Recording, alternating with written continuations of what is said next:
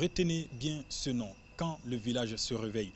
C'est le titre d'un site web ou c'est l'adresse d'un site web exclusivement dédié à la culture, à la promotion de l'art et de la culture malienne. Le Mali, dans toute sa diversité artistique et culturelle, c'est dans ce reportage signé Garibou Perou. Quand le village se réveille est le nom de ce nouveau site web. Tapez www.quandlevillagesereveille.wordpress.com et vous êtes chez vous, j'allais dire au cœur de la culture malienne. Le site fait la promotion de la culture malienne via les nouvelles technologies de l'information et de la communication. Ces liens sont riches et divers. Le site comporte quelques rubriques. Alors, les différentes rubriques qui sont faites en fonction des différents besoins pour l'animation du site avec le contenu culturel. Il s'agit de la partie accueil qui vous met sur l'accueil du site. Il s'agit d'une partie culture et cérémonie culturelle où vous pourrez avoir accès aux cérémonies culturelles. Alors, une partie proverbes et contes, des parties témoignages des sages, vos questions aux sages et les contacts. Donc ces différentes rubriques, quand vous y êtes, ça vous permet de pouvoir apprendre sur ces différents thèmes par rapport à la culture dans les villages. Pour donner plus de visibilité, l'administrateur a fait accompagner les sites par des réseaux sociaux, notamment Twitter et Facebook. Ces réseaux permettent aux points focaux de faire des échanges avec ceux qui leur suivent à travers le monde. Ces sites aussi s'accompagnent d'un compte Facebook, dont le nom c'est encore Quand le village se réveille, et d'un compte Twitter dont le compte c'est @culture Mali. Donc qui permet au projet, sinon aux points focaux d'échanger avec ceux qui nous suivent en ligne au Mali et partout à travers le monde.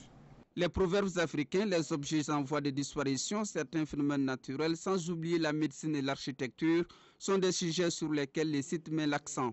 Notre champ d'action va concerner surtout la collecte des objets traditionnels en voie de disparition. Il y a beaucoup d'objets qui existaient, mais que nous voyons rarement aujourd'hui.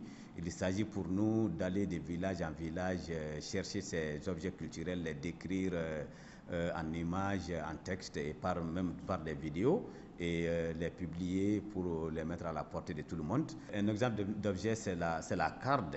Il y a la carde, il y a la quenouille. Il y a aussi ce qu'on appelle en bambara Wugu, que j'ai appelé les moulins traditionnels. La carde, c'est un outil traditionnel utilisé par nos mamans, par nos vieilles personnes. Quelquefois, par semaine, le groupe de filles là rejoint une grand-mère dans sa maison. Donc cette grand-mère-là leur apprend à carder alors les cotons, parce qu'en ce moment-là, chaque fille était appelée un jour à faire ce travail-là pour pouvoir habiller alors les membres de sa famille, soit son mari, soit son beau-père ou soit ses enfants. Tout cela alors s'enseignait aux jeunes filles-là à travers cette activité. Sur le site, il y a une rubrique proverbes qui prend en compte les proverbes et les contes. Et quand on a dit, j'ai bien aimé ces proverbes-là qui dit deux oiseaux à long bec ne peuvent pas se nettoyer les yeux. Ça veut dire que deux personnes malignes ne peuvent pas collaborer.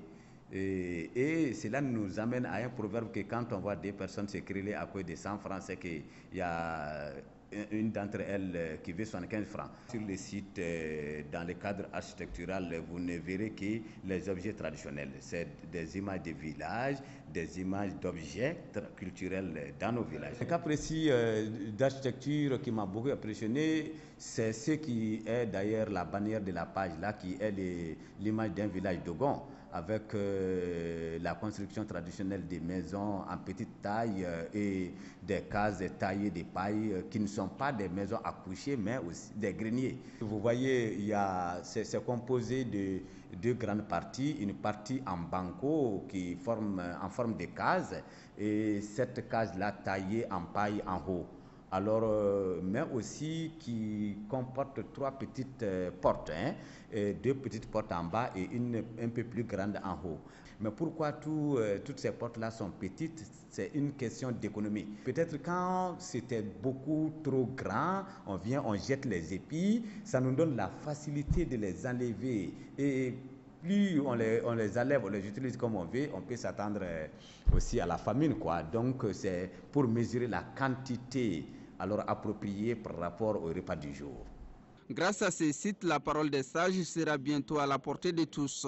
On peut même poser directement des questions aux sages lorsqu'on se trouve dans le besoin de se ressourcer.